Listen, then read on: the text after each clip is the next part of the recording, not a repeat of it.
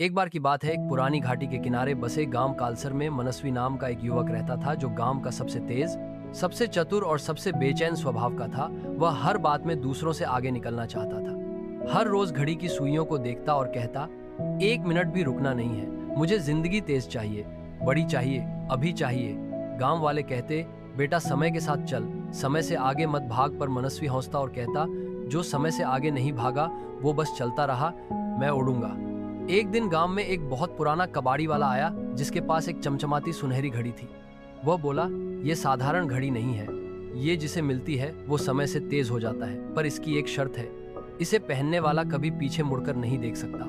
मनस्वी ने झटपट वह घड़ी ले ली और पहनते ही उसे एहसास हुआ कि उसका दिमाग तेज चलने लगा। लोग जो सोचने में दिन लगाते वह पलों में सोच लेता, उसे चीजें पहले समझ आती, घटनाएं पहले दिखती। गांव का सबसे तेज लड़का अब गांव की सीमाओं से बाहर निकलने लगा। शहर पहुंचा तो कुछ ही हफ्तों में वहां नौकरी मिली, फिर पदोन्नति, फिर अपनी कंपनी। कुछ ही महीनों में मनस्वी एक नाम बन गया, पर उसके भीतर एक बेचैनी थी। सब कुछ मिल रहा था पर संतोष नहीं था। उसे सपनों में बार बार अपने बचपन का घर दिखता, माँ की थाली, पिता की आवाज और छोटी बहन का चेहरा। पर वो हर बार उस सपने से झटका खाकर उठता, क्योंकि घड़ी की शर्त थी, कभी पीछे मुड़कर नहीं देखना। एक रात उसने टीवी पर देखा कि कालसर गांव में बाढ़ आई है, तबाही मच गई है, लोग बेघर हो गए हैं। उसका दिल कांप उठा, पर उसने खुद से कहा, मैं क्या कर सकता हूं, मैं अब बहुत आगे बढ़ चुका हूं। लेकिन घड़ी की सुइयों ने उस रात बहुत तेज चलना शुरू कर दिया। उसका शरीर थकने लगा पर घड़ी नहीं रुकती। वो सो नहीं पाता, खाना नहीं खा पाता,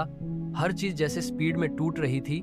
फिर एक दिन वो बेसुध हो गया और उसकी आंख खुली एक अजनबी कमरे में, जहां दीवार पर वही घड़ी थी पर बंद थी।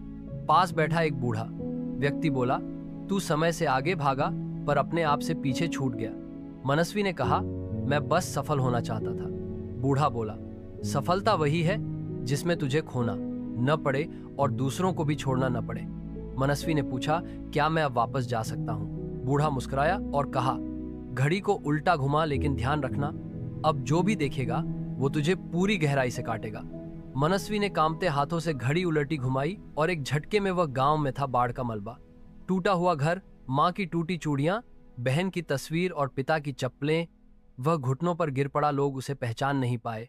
वह एक टूटे हुए व्यक्ति की तरह गांव में रहने लगा, चुपचाप सेवा करता, लोगों को मदद देता, मलबा हटाता और अपनी आंखों में बसी आग को हर दिन पानी देता। एक साल बाद जब गांव फिर से बसा, मनस्वी ने स्कूल खोला, अस्पताल बनवाया और अपना नाम कभी किसी बोर्ड पर नहीं लिखवाया। लोग कहते, वह आदमी जो घड़ी पहनता था अब समय को नहीं, लोगों को देखता है, और वह मुस्कुराता जैसे अब वह हर सुई की चुभन से ऊपर उठ चुका हो। अगर ये कहानी आपके भीतर किसी दौड़ को धीमा कर पाई हो तो कृपया लाइक करें, कमेंट में बताएं कि क्या आप भी किसी घड़ी के पीछे भाग रहे हैं, और सब्सक्राइब करें ऐसी ही और कहानियों के लिए जो आपको खुद के पास वापस लाएं।